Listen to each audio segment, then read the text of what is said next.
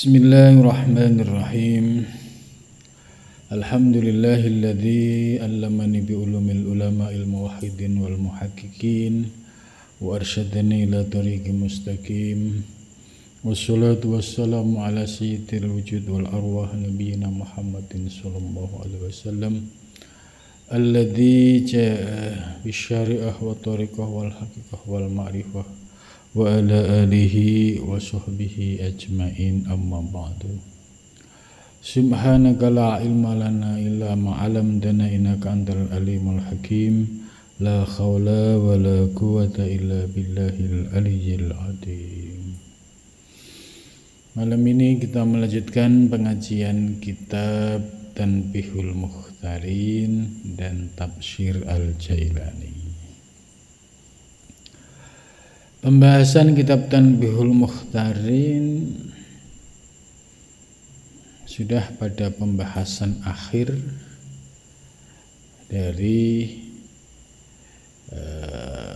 uswah atau keteladanan para ulama salafus soleh,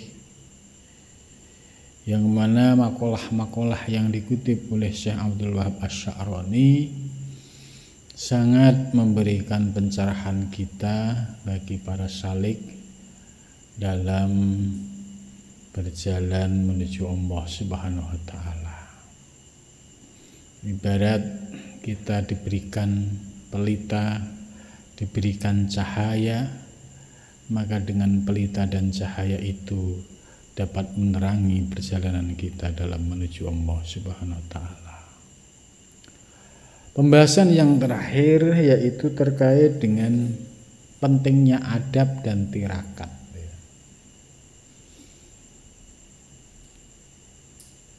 Di zaman dulu ya, ulama-ulama salafus soleh seperti Imam Syafi'i, Imam Hanafi, Imam Maliki, di sini dijelaskan ternyata mereka adalah orang-orang yang memiliki adab yang sangat tinggi. Bahkan kemarin juga dijelaskan ya, salah satu murid daripada Imam Malik yang bernama Abdurrahman bin Qasim ngajinya 20 tahun, tapi 18 tahun untuk belajar adab, sedangkan 2 tahun untuk belajar ilmu. Nah, presentasi 18 dan 2 tahun ini ya, sebuah presentasi yang sangat jauh ya, perbandingannya. Artinya apa? Belajar ilmu gampang ya. Nah, seperti kalau di pesantren ya, mulai dari ngaji ilmu nahwu shorob ya, dari yang dasar, kemudian secara bertahap, terus mengikuti kurikulum yang ada untuk menjadi orang yang alim, asal belajar yang rajin itu bisa. Tapi untuk menjadi santri yang memiliki adab yang tinggi, ini tidak gampang. Karena itu ini zamannya Imam Malik saja ya, itu untuk belajar adab saja sampai 18 tahun. Artinya ya, adab ini sesuatu yang sangat penting bagi para salik, bagi para murid itu. Kalau untuk pinter gampang, tapi bagaimana menjadi santri yang memiliki adab yang tinggi, ilmu yang diamalkan, ini jauh lebih penting. Maka ada makalah yang sering diungkapkan bahwa adab itu lebih penting daripada ilmu. Ini bukti empiris ya, ini bukti empiris yang dialami oleh Syekh Abdurrahman Al-Qasim. Beliau belajar 20 tahun kepada Imam Malik, 18 tahun untuk belajar adab, 2 tahun untuk belajar ilmu. Bagaimana relevansi dengan kehidupan sekarang? Ya. Sistem pendidikan yang ada ya, di Indonesia, ya, terutama di sekolah-sekolah umum, tentu berbeda. Ya, adab tidak menjadi penekanan. Ya, bahkan dekadensi moral ya, banyak terjadi di sekolah-sekolah. Ini artinya bahwa ada krisis adab. Ya. Seorang murid memanggil gurunya kalau di pesantren itu ya dengan nama kehormatan. Tapi kalau di sekolah umum bisa dipanggil nama langsung. Itu dari sisi panggilan, belum sikap. Kalau santri gurunya lewat itu nggak berani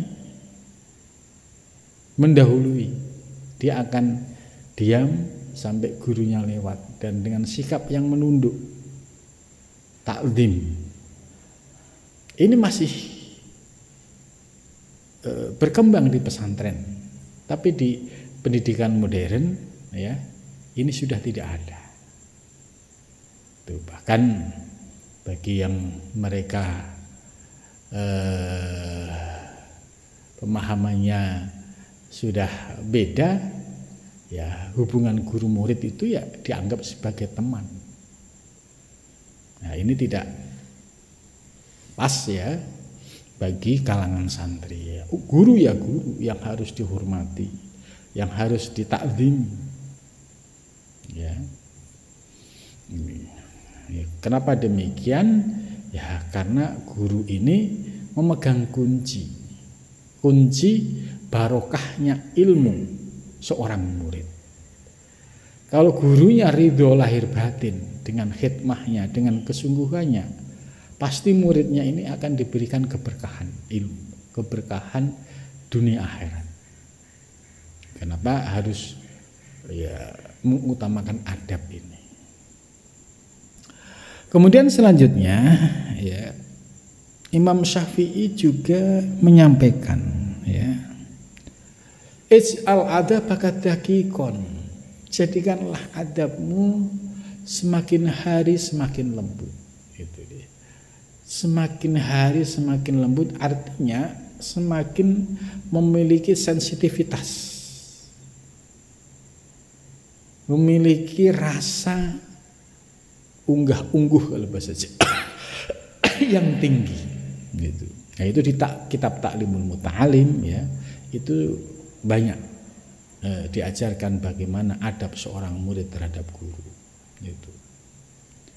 Lah adab ini ya, hanya tersisa di pesantren-pesantren salaf ya. Mungkin yang modern kalau kiainya itu latar belakangnya salaf ya pasti akan diberikan adab sebagaimana adab yang ada di pesantren salaf. Tapi kalau yang sudah modern, benar-benar modern, kehilangan nilai-nilai salaf, yaitu banyak perubahan. Guru ya dianggap sebagai teman. Bahkan di sekolah-sekolah yang mahal ya, saya pernah mendengar kisah langsung ya seorang guru yang mengajar di sekolah yang mahal. Karena murid ini sudah merasa bayar mahal, sikap murid terhadap guru itu rasa hormatnya sudah tidak ada, dianggap sebagai ini karyawan gitu. Ini nyata. Jadi kisah dari teman yang ngajar di sekolah mahal ya, kelas menengah atas. Nah, sikap murid yang karena mereka membayar mahal, adabnya nggak ada dengan guru. Guru dianggap sebagai karyawan, orang yang bekerja, orang yang dibayar untuk dirinya. Jadi guru ya harus melayani dirinya. Nah, ini sistem pendidikan modern yang jauh dari nilai-nilai adab. Sangat berbeda dengan pesantren salaf, itu masih memegang teguh prinsip-prinsip ya, salafiyah ya, terutama berkaitan dengan adab. Maka ij'al adab daqiqan, para murid terus berlatih untuk melembutkan batiniahmu, untuk menyempurnakan adabmu ya, supaya adabmu komplit lahir dan batin ya. Jangan sampai adab sebatas lahir itu ya di depan gurunya mantuk-mantuk, tapi gurunya lewat langsung lari, apa yang disampaikan sama sekali tidak diamalkan. Nah, tidak seperti itu. Jadi adab yang meliputi lahir dan batin. Nah, bagi para salik ya,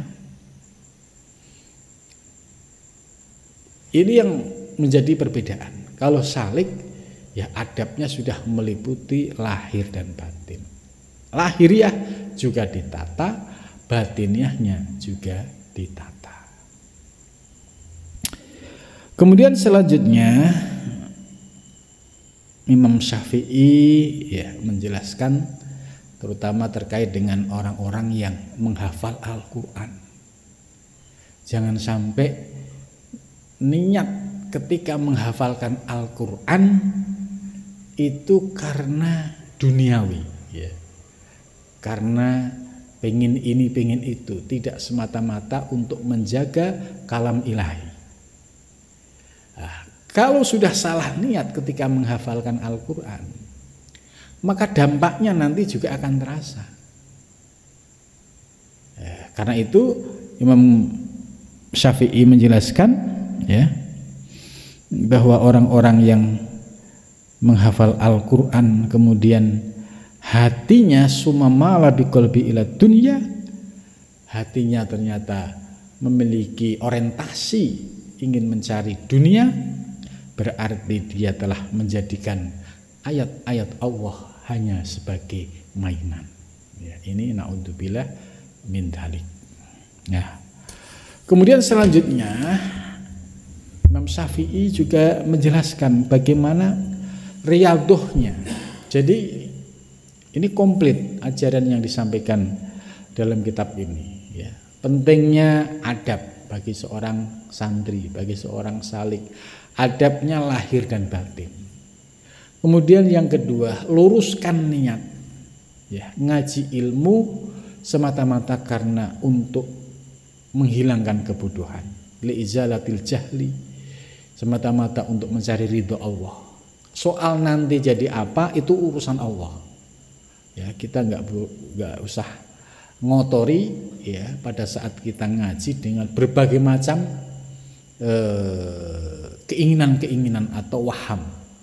Nah, itu yang bisa menggelincirkan seorang murid dari jalan yang lurus. Jadi niat ini penting ya, menjadi kunci. Kalau niatnya salah pada saat ngaji, nanti outputnya juga pasti hasilnya akan tidak baik itu. Kemudian yang berikutnya ya, setelah nata niat ya, pertama adab, kedua nata niat, yang ketiga riyadhah mujahadah. Seorang murid yang ingin mencari ilmu Allah ya mbok yao dibarengi dengan riyadhah. Seperti apa? Ya kalau malam ada kesempatan untuk bangun, ya bangunlah. Ya bangun, sholat 2 rakaat, zikir, berdoa memohon kepada Allah supaya diberikan kefutuh ilmu, supaya bisa mengamalkan ilmu, supaya diberikan anugerah ilmu yang manfaat. Jadi ada proses riyadhahnya. Sebab kalau tidak dibarengi dengan riyadhah ya, ilmu ini mudah lepas. Jadi ilmu kalau nggak diriyadhoin masuk telinga kanan keluar telinga kiri. Tapi kalau dibarengi dengan riyadhah itu masuk telinga kanan ya, kemudian diresapi, dihayati, terus mulai dirasakan, kemudian turun menjadi akhlakul karimah. Ini kalau dibarengi dengan riyadhah. Akhirnya apa? Ada dampaknya, ada efeknya, ada perubahannya. Jangan sampai ngaji sudah berpuluh-puluh tahun tidak berubah akhlaknya, tidak berubah adabnya. Nah, ini sama saja ya, masuk telinga kanan, keluar telinga kiri. Jadi riyadhah ini penting sekali. Kemudian selanjutnya wa kanal Imam Asy-Syafi'i, ya, ini Syekh Abdul Wahab Asy-Sya'rani ya mengutip makalah Imam Syafi'i supaya para santri yang hampir mayoritas itu pengagum Imam Syafi'i gitu loh. Karena rujukan fikihnya adalah mengikuti ijtihad Imam Syafi'i. Kalau Imam Syafi'i dijadikan rujukan, ya mbok diikuti nasihat-nasihatnya. Lah, nasihatnya radhiyallahu yaqulu berkata, yang bagi lil alim ayyakuna lahu khobi'atan min amalin sholih fima bainahu wa bainallah ta'ala. Yang bagi sepatutnya, selayaknya ya, lil alim, bagi orang yang berilmu, ya alim itu seorang santri ya bisa menjadi alim, ya seorang kiai juga bisa masuk kategori alim, seorang ustadz juga bisa masuk kategori alim ya, karena dia orang berilmu. Apa yang harus dilakukan bagi seorang yang punya ilmu? Ayyakuna lahu khobi'atan min amalin, yaitu hendaklah bagi santri yang alim tadi menyembunyikan min amalin soleh, menyembunyikan amal soleh yang ia lakukan. Jadi artinya apa? Ini tantangan para ustadz ya di zaman modern ini. Tidak semuanya harus diposting gitu. Ya. Jadi tidak semua kegiatan aktivitas apalagi terkait dengan ibadah itu jangan sampai semua harus diposting. Ya, mau sholat subuh diposting, sholat duhur diposting. Ya, tentang berita-berita itu. Nah, Imam Syafi'i jangan begitu. Kalau orientasimu semuanya harus diposting terkait dengan ibadah, ya ini sama saja nggak ada artinya. Nah, maka Imam Syafi'i menganjurkan supaya disembunyikan min amalin sholih, dari semua amal yang soleh. Contohnya misalkan kita di jalan ya membantu orang, kemudian bantu kita tulus ya. Setelah selesai muncul iblis datang bisikin, dipoto dong, diposting dong. Nah, ini akhirnya amal yang sudah tulus ikhlas diposting supaya orang lain tahu, akhirnya menjadi riya, menjadi sum'ah. Gitu. Nah, bagaimana kalau di luar kaitannya dengan ibadah? Di luar ibadah yang tidak terkait dengan persoalan hati yang monggo. Ya, contoh misalkan terkait dengan aktivitas, ya sedang jalan-jalan atau sedang kegiatan apa di luar ibadah. Karena diposting nggak diposting ya juga tidak ada kaitannya dengan ibadah, artinya yang sifatnya mubah. Ini ya boleh-boleh saja kalau yang sifatnya mubah. Tapi kalau yang sifatnya ibadah, ini kalau kita berpegang pada makalah Imam Syafi'i, ya hendaklah disembunyikan. Jadi kita mulai pinter bermedsos, ya. Ada kalanya ya untuk dakwah mensiarkan ya boleh, tapi dijaga dulu apakah hatinya itu ketika diposting hatinya sudah terjaga, tidak ada lintasan riya, sum'ah, ujub, atau tidak. Tapi kalau dominan yang muncul adalah riya, ujub, takabur, lebih baik jangan. Gitu. Jadi ini tergantung dari sensitivitas seorang murid, ya. Jadi dengan kata lain, ya, tidak semua yang terkait dengan ibadah itu harus diposting, sebab itu akan menunjukkan kualitas ibadah kita belum karena Allah, tapi masih karena manusia. Bagaimana dengan dakwah di dunia modern yang sekarang ini bisa menggunakan teknologi, ya, seperti live streaming dan lain sebagainya. Ini juga ada tantangan bagi para pendakwah. Yang paling utama apa? Yaitu menjaga hati. Adakah hatinya pada saat itu muncul riya, ujub atau tidak? Ataukah dia hanya sebatas ingin terasa kelihatan wah gitu. Sehingga orientasinya hanya kepada makhluk, ya. Nah, contoh misalkan, ya, dia ngaji, ya, melalui dunia medsos. Ketika yang ngaji banyak gitu, semangatnya tinggi, semangatnya wah, muncul ujubnya muncul gitu. Setelah ujub muncul, selangkah lagi takabur muncul. Nah itu followerku udah banyak gitu. Pengikutku sudah banyak gitu. Jadi berawal dari ujub muncul takabur. Nah ketika diuji, ya, muridnya sedikit, melemah semangatnya, niatnya melemah. Gitu. Nah, ini pertanda berarti orientasi ngajinya belum karena Allah, masih karena makhluk. Ya. Ada kisah, ya, yang pernah, ya, didengar. Ya, seorang penceramah besar. Ketika para jamaahnya membludak, ya, wah, dia akan memiliki semangat yang tinggi.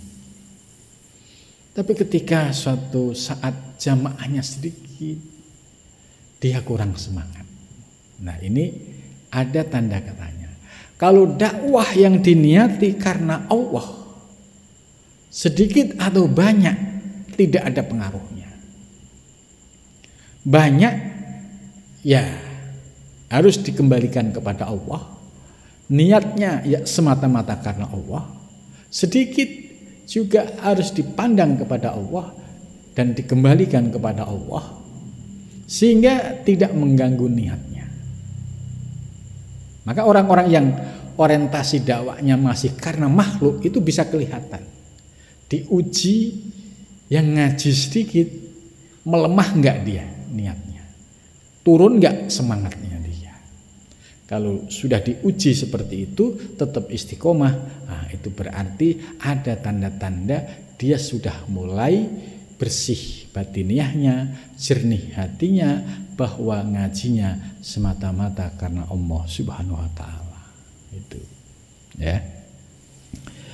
Jadi ini penting kalau kita pengikutnya Imam Syafi'i, ya nasihatnya Imam Syafi'i ini diikutin. Ya, jadi yang bagi lil alim ayyakuna lahu khabi'atan min amalin sholih. Sudah sepatutnya bagi orang yang berilmu yaitu menyembunyikan segala amal soleh yang dia lakukan. Tidak perlu orang lain tahu, tidak perlu, ya, menjadikan makhluk sebagai tujuan di dalam beramal soleh. Fima, pada sesuatu bainahu antara Allah, bainahu antara dirinya, wa bainallah dan antara Allah Ta'ala. Jadi cukup amal-amal soleh itu rahasia diriku antara hamba dengan Allah. Cukup Allah yang tahu. Tidak perlu manusia, makhluk yang lain supaya tahu. Sembunyikan sekuat-kuatnya, ya. Fa inna kullama dhuharu linnas, kenapa sih alasannya? Fa inna kullama, maka sesungguhnya tiap sesuatu dhuharo yang nyata, dhuharo yang nampak, yang nyata, linnasi karena manusia.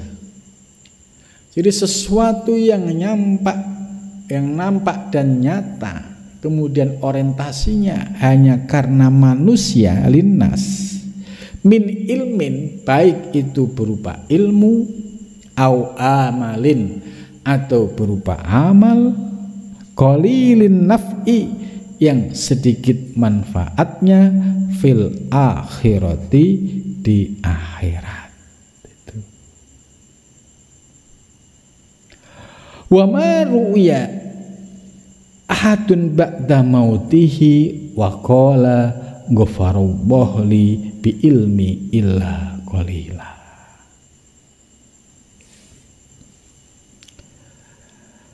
Wama, dan sesuatu ru'ya yang disaksikan siapa ahadun seseorang ba'da mautihi, sesudah meninggalnya, waqala, dan berkata, ghafarallah, semoga Allah mengampuni, li, kepadaku, bi ilmi, dengan ilmuku, illa qalilan, kecuali sedikit sekali. Jadi artinya ya, orang yang alim itu akan panen di akhirat kalau dia ngajinya, ngajarnya semata-mata karena Allah, bukan karena makhluk. Tapi seorang alim ya nanti di akhirat itu mendapatkan sedikit qalilil naf'i, mendapatkan sedikit manfaatnya, atau bi ilmi illa qalila. Kenapa? Karena tujuan waktu di dunia ya dia ngaji yang menjadikan tujuannya bukan Allah tapi karena makhluk, karena dunia gitu. Sehingga ketika di akhirat ya dapat tapi sedikit itu. Nah, kita sekarang diberikan pilihan, apakah kita mau ya kelihatannya dia ulama besar tapi karena tidak paham ilmu batinnya, bahwa di dalam diri kita ini ada penyakit-penyakit yang menggerogoti amal seperti riya, ujub, takabur. Kalau dia tidak kenal ilmu itu, sulit untuk bisa ikhlas di dalam beramal. Makanya berat. Ya, semua dari riya kembali kepada riya. Yang ada hanya riya. Semua yang dilakukan kalau nggak karena makhluk, sulit ya, paling karena dunia. Nah, dampaknya terasa nanti di akhirat. Dia tidak mendapatkan balasan yang istimewa, tapi mendapatkan sesuatu yang sedikit sekali. Nah, ini isyarat yang disampaikan oleh Imam Syafi'i ini bisa menjadi prinsip kita bagi para santri. Ya, jangan sampai ya kita orientasi di dalam beramal atau ngaji karena makhluk, tapi tatalah niat kita semata-mata karena Allah. Kalau niat kita karena makhluk, nanti menyesal di akhirat kita tidak mendapatkan apa-apa. Ketika ditanya, kenapa amalku waktu di dunia saya rajin ngaji, saya rajin ngajar, tapi kok di sini sedikit? Malaikat akan mengembalikan.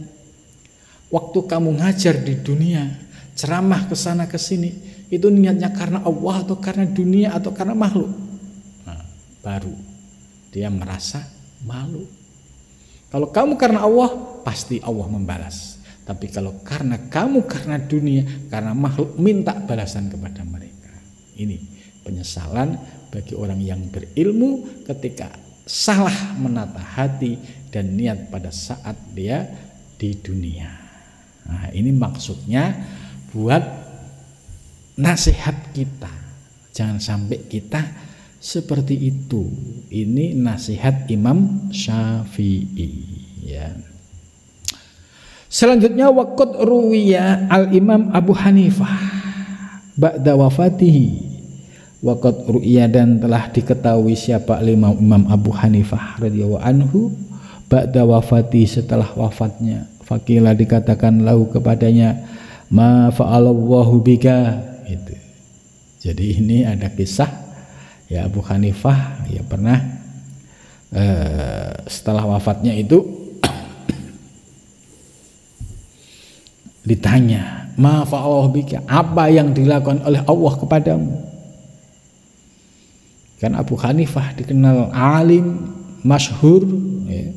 Waqala, maka menjawab siapa Abu Hanifah, ghafarallahu ta'ala li, mudah-mudahan Allah mengampuni li kepadaku. Faqila lahu, maka dikatakan kepadanya, bil ilmi, apakah itu sebab ilmumu? Hayhata, jauh banget. Innal ilmi syurutan, sesungguhnya bagi ilmu itu banyak sekali syaratnya. Wa afat, dan afat itu bahayanya. Kola, sedikit sekali man, orang yang selamat minha, dari surut dan afat. Ini jadi menarik sekali, menarik dalam pengertian ini menjadi pelajaran penting bagi kita para santri yang hidup di zaman modern. Kalau kita tidak berpegang pada prinsip-prinsip ulama-ulama salaf terdahulu di dalam proses ngaji maupun ngajar, kita nanti di akhirat tidak mendapatkan apa-apa. Ya. Nah, di sini dijelaskan bahwa sekali berimam Abu Hanifah ya ditanya, apa yang dilakukan oleh Allah kepadamu setelah wafat? Apakah sebab ilmumu? Tidak. Jauh banget. Ya, untuk mendapatkan ilmu yang bisa memberikan manfaat di akhirat, itu banyak syaratnya dan banyak malapetakannya. Maka sedikit sekali kola man yanju minha, sedikit sekali orang yang punya ilmu selamat dari segala mara bahaya tadi. Wa uriya Abul Qasim Al-Junaid, dan dilihat siapa Abul Qasim Al-Junaid ba'da wafatihi, setelah wafatnya, rahimahullahu ta'ala. Faqila, dikatakan lahu kepada Abul Qasim Al-Junaid, ini Abul Qasim Al-Junaid, Syekh Junaid ini ya bapak tasawuf, ya, dikenal dengan gelar itu. Tapi ketika ditanya, ma fa'alallahu bika, apa yang dilakukan oleh Allah kepadamu? Itu karena dikenal sebagai bapak tarekat dan bapak tasawuf. Faqala, maka menjawab Syekh Junaidi Al-Baghdadi, tohat tilkal isyarah, hilang semua isyarat-isyarat. Isyarat-isyarat itu bagi para sufi itu sering mendapatkan ya pencerahan-pencerahan ilahiyah sehingga memperoleh isyarat-isyarat ilahiyah itu hilang. Wafaniyat tilkal ibarah, dan sirna semua ibarat-ibarat. Jadi ilmu-ilmu yang waktu di dunia ya menguasai banyak kitab itu semua sirna. Wa ma nafa'ana illa ba'da raka'atin kunna narka'uha fissah. Ternyata tidak ada yang memberi manfaat kepadaku. Ini selevel Syekh Junaidi Al-Baghdadi yang dikenal sebagai bapak tasawuf dan bapak tarekat, ya. Karena semua tasawuf dan tarekat banyak merujuk kepada ajaran Syekh Junaidi. Ternyata tidak ada yang memberikan manfaat pada saat di akhirat kecuali rokaat yang aku lakukan ketika waktu sahur, yaitu ketika bangun tengah malam Beliau wudu, kemudian dilanjutkan dengan sholat sunnah atau yang disebut dengan qiyamul lail atau sholat tahajud, ya, bisa dengan sholat taubat, kemudian sholat tasbih dan lain sebagainya. Ternyata itu yang memberikan manfaat kepada diri Syekh Junaidi. Sedangkan ilmunya yang luar biasa, sulit tidak memperoleh balasan yang seimbang. Ini ya bisa menjadi catatan kita. Selevel beliau saja seperti itu. Bagaimana kita yang ilmunya ini ya serba nanggung lah gitu, tapi merasa pinter hebatnya itu dominan gitu. Ilmunya nggak seberapa, tapi merasa paling hebat, merasa paling alim, merasa paling,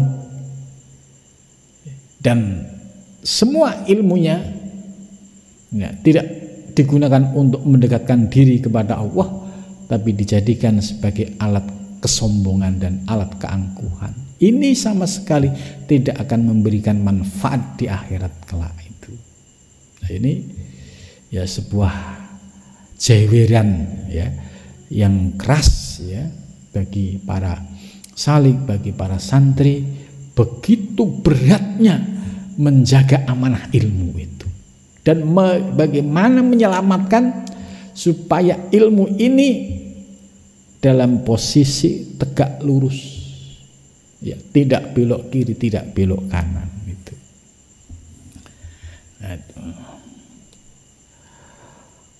Waru'iyah Abu Sahal As-Su'luki, dan dilihat siapa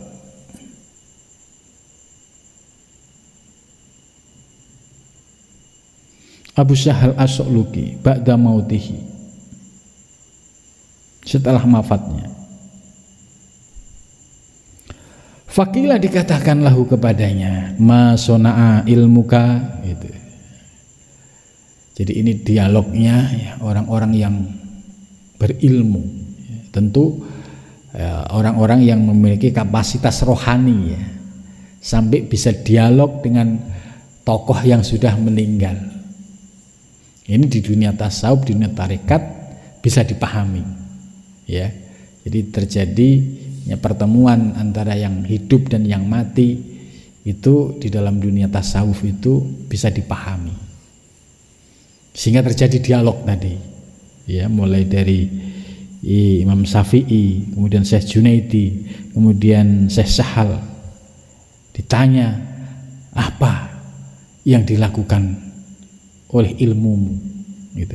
Faqala, maka berkata siapa Sahal As-Su'luki, kullu ma kana min taqoikil ulum, kullu ma, dan bermula setiap sesuatu kana yang ada apa ma min taqoikil ulumi, dari kelembutan ilmu, wajadtuhu, aku menemukannya, habaan, ibarat debu, mansuron, yang berserakan ya, ini naudzubillah min dalik ya. Jadi ternyata yang beliau pahami terkait ilmu-ilmu yang sifatnya itu lembut ya, ini persoalan-persoalan yang sifatnya usuli dan furu'i ya, dia paham betul ya. Ibarat seorang santri itu ya, nahwu sorob paham, alfiyah paham, balanggoh paham, kemudian usul fikih paham, semuanya paham. Tapi ternyata wajadtuhu habaan mansuro, aku menemukan semua itu ibarat yaitu debu yang berserakan. Ya, illa ba'da masailin, kecuali sebagian masalah, sa'alani, yang telah tanya kepadaku, anha, dari masail, siapa al-awamu awam. Ternyata apa yang memberi manfaat? Yang memberi manfaat yaitu ketika beliau ditanya oleh orang yang awam tentang persoalan hukum, kemudian bisa menjelaskan, dan tentu penjelasan itu kemudian memberikan solusi terhadap orang awam tadi.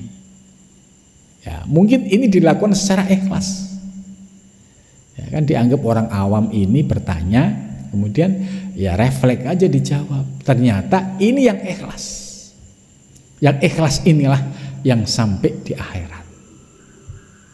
Ya begitu juga kisah Imam Ghazali.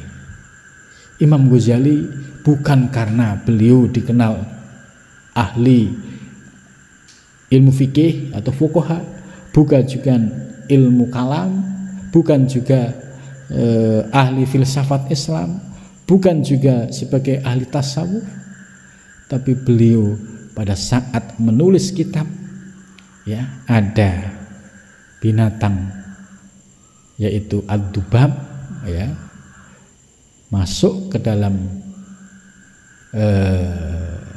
tempat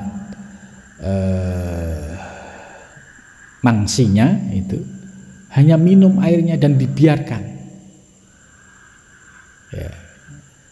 Nah, inilah salah satu dari amalan yang ternyata ini yang paling ikhlas, dan inilah yang mengangkat derajat Imam Ghazali di sisi Allah Subhanahu wa taala.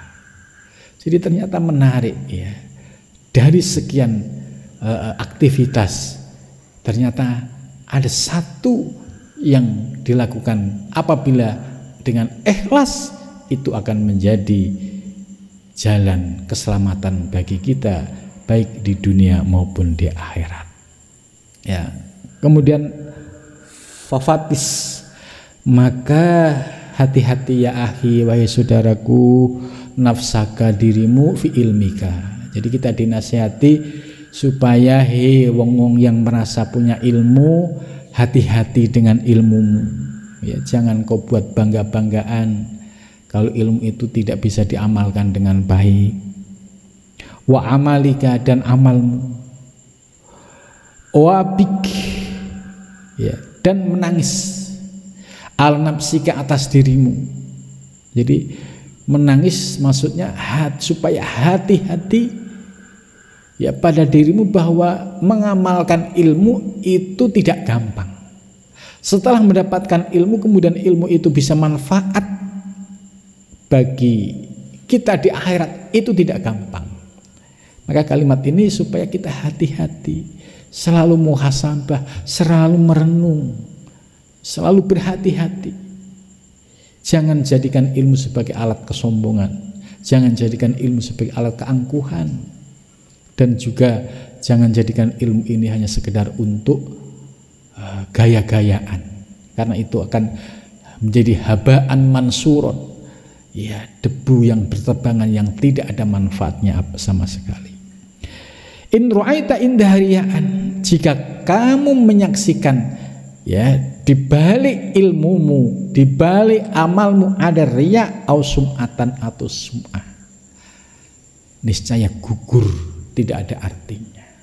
Jadi penting nasihat Imam Syafi'i tadi. Hei para santri, para salik, beramallah yang sembunyi-sembunyi, jangan kau tunjukkan amalmu kepada manusia. Sebab kalau Anda beramal ada riya, riya itu tujuannya supaya dipuji makhluk, kemudian sum'ah supaya kesolehannya didengar oleh satu kampung, satu RT, gitu. Itu sum'ah namanya. Kenapa diposting? Ya, supaya orang lain tahu bahwa aku adalah orang yang ahli ibadah. Ini sum'ah. Maka kalau orang berilmu masih menetapi riya dan sum'ah ini, mimma nabahaka alai, sebagaimana yang telah diingatkan alaihi kepadanya, haula isyadah, yaitu para pendahulu-pendahulu, para pimpinan-pimpinan minal ulama'i, dari para ulama, al-amilin, ulama-ulama yang mengamalkan ilmunya. Jadi jangan sampai kita lepas apa yang menjadi nasihat para ulama-ulama yang amilin, yaitu ulama yang konsisten dalam mengamalkan ilmu. wa ibadallahi sholihin, dan hamba-hamba Allah yang solih. Yang solih itu artinya dia ketaatannya ya diterima oleh Allah sehingga diangkat derajatnya di sisi Allah Subhanahu wa taala. Walhamdulillahi rabbil alamin, dan mudah-mudahan segala puji milik Allah yang mengatur alam semesta. Insyaallah minggu depan akan membahas wa min ahlagihim ya hajaruhum li akihim idza khalatal umara wa taraddada ila abwabihim li ghairi hajatin wala maslahatin lah. Hajruhum li akhihim idza khalatal umara ya. Ini sangat penting sekali, bekal bagi para syalik, para murid dalam mengarungi bahtera kehidupan. Mudah-mudahan kita diberikan bimbingan oleh Allah selamat dunia akhirat, amin ya rabbal